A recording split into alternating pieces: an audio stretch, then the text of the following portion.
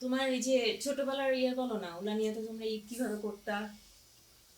ওগুলো নিয়ে রোজার ঈদ, কোরবানির ঈদ। আমার ফ্রেন্ডলি মনে পড়ছে আর কি, একেবারে একদম কেন রোজার ঈদ করো না মানে? করেছি, রোজার ঋতু করেছি, ইয়ের ঋতু করেছি, হুম। কোরবানি ঋতু করেছি। তো মানে আমি একা একা ঈদ করছি সেই স্মৃতি আমার কাছে খুব পরিষ্কার না, কিন্তু আচ্ছা, তোমার বোন কিন্তু টেন। মায়েরুরা হুম। হয়েছে আহ, বড় ফুপু তোমার কত বছরের ছোট? 3 বছরের ছোট।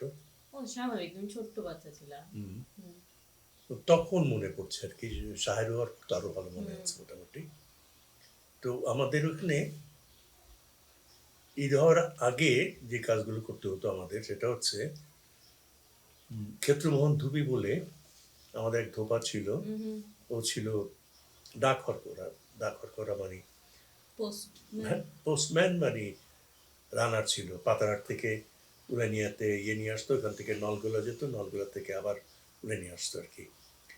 কিন্তু আমাদের ধুপি ছিল, সে আমাদের জমি জমি ভোগ করতো এবং আমাদেরকে জামা কাপড় দরকার মনে করলে ধুয়ে দিত, ইত্যাদি ইত্যাদি। আচ্ছা আচ্ছা। তো আমরা আগে থাকতেই আম্মা এগুলি করতো, জামা কাপড় ওকে দিয়ে দিত হুম।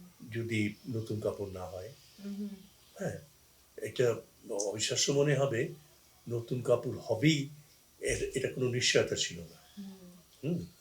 তবে হতো, মোস্টলি নতুন কাপড় হতো। এটা আব্বার মেজাজের উপর ডিপেন্ড করতো। আব্বা যদি আসতে পারতো, হুম। আব্বা was very busy with his politics. আচ্ছা, তার মানে অসম্ভব ব্যস্ত ছিলেন উনি, কিন্তু অল ট্রু। স্মৃতিতে আছে তোমার যে ওনার সাথে ঈদ করেছো? হ্যাঁ, অবশ্যই। আব্বা দেখা গেল ঈদের আগের রাত্রে এসে উপস্থিত। ও, এটা তো আরো বেশি মজা, হ্যাঁ, সারপ্রাইজ। এই সারপ্রাইজটা তার ছিল। হ্যাঁ। বাপ্পার নাই এগুলোর সারপ্রাইজে। আর 2-3 দিন আগে যদি আসতো, হ্যাঁ। তাহলে ঈদ কিন্তু আমাদের তাও 2-3 দিন আগে থাকতে বাড়িতে শুরু হয়ে যেত।